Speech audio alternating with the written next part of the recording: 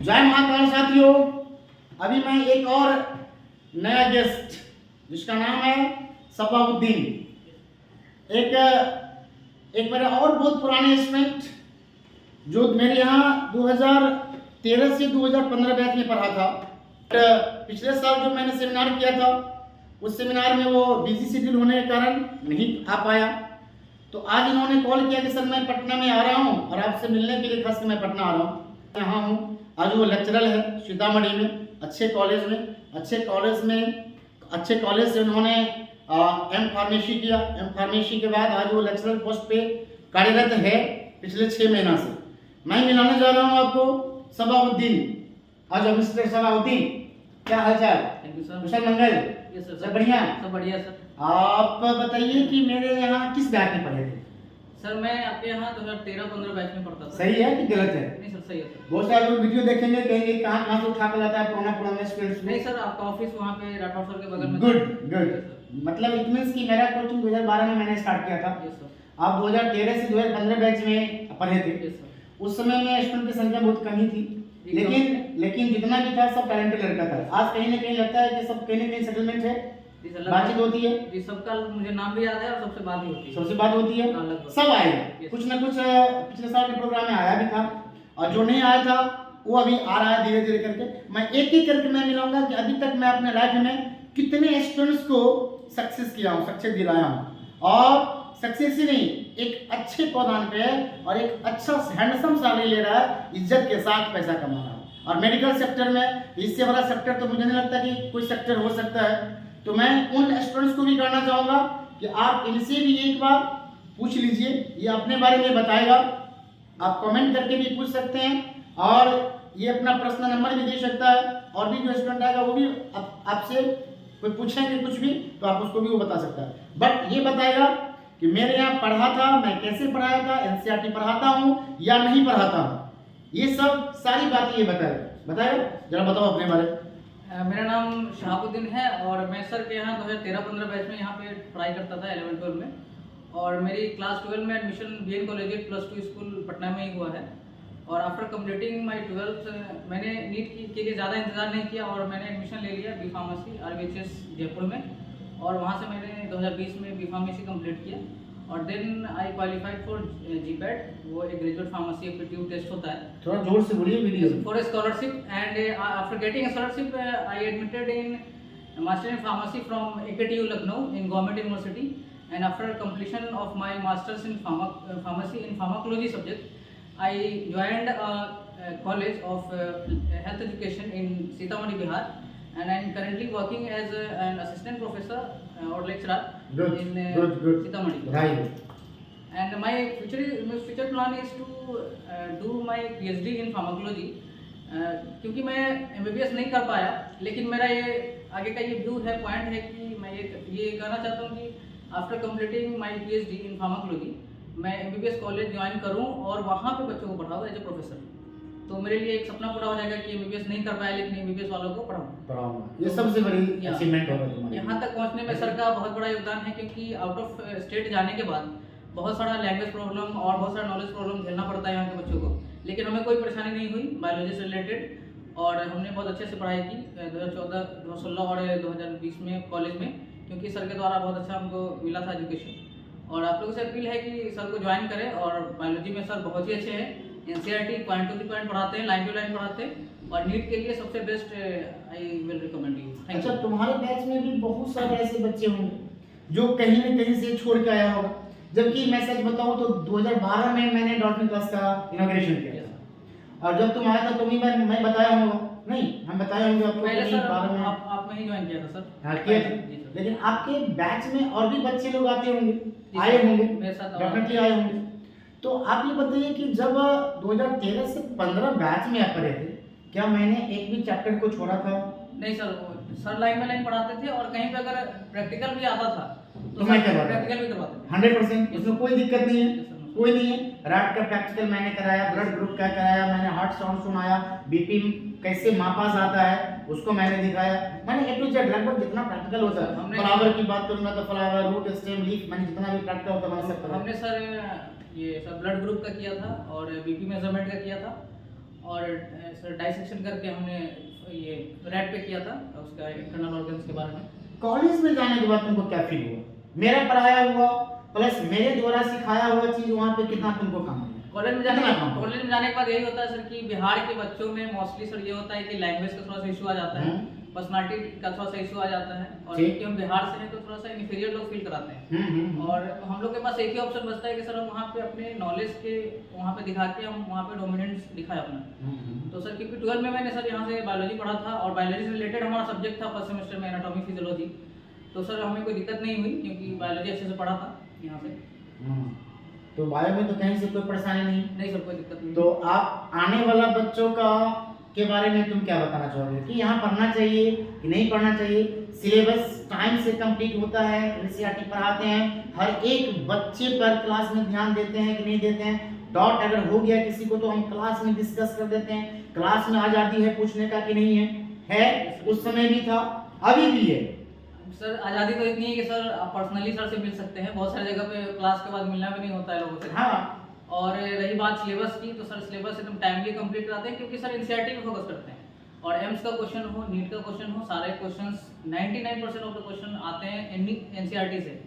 तो आपका एनसीईआरटी पढ़ना मस्ट है। बहुत सारे टीचर्स एनसीईआरटी नहीं पढ़ाते हैं क्योंकि एनसीईआरटी पढ़ाना सबके बस की बात नहीं है। गुड, सही बात।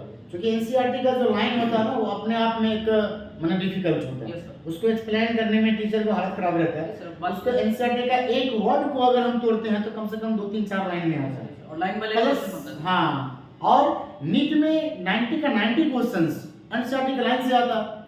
ये पिछले बार अभी जस्ट पिछले वाला वीडियो में एक बच्चा आए थे जो ऑल इंडिया रैंक 1000 था नीट में, 2022 सेशन में उसका एडमिशन हुआ था, अनुग्रह नारायण मेडिकल कॉलेज गया में है। वो भी कहा था यही बात कि सर जब हम एग्जाम में बैठे थे तो 90 क्वेश्चन में से 88 क्वेश्चन एनसीईआरटी से था।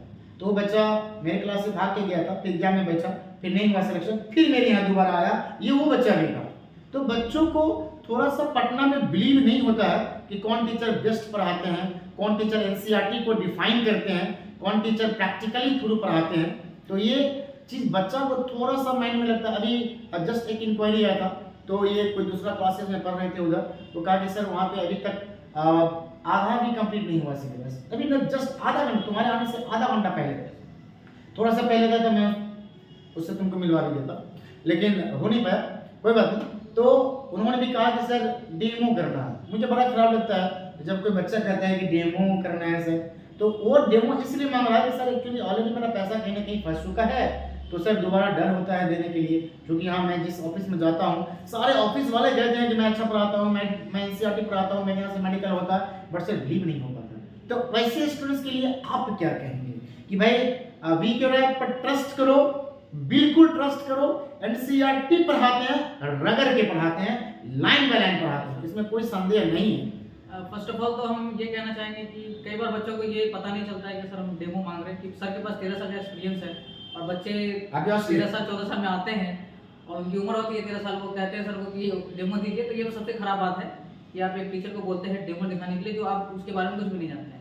आपको बिलीव करना चाहिए। और दूसरी बात कि एनसीईआरटी ही है जो मेन फंडा है, एनसीईआरटी से भटकिएगा तो समझिए भटक जाइएगा।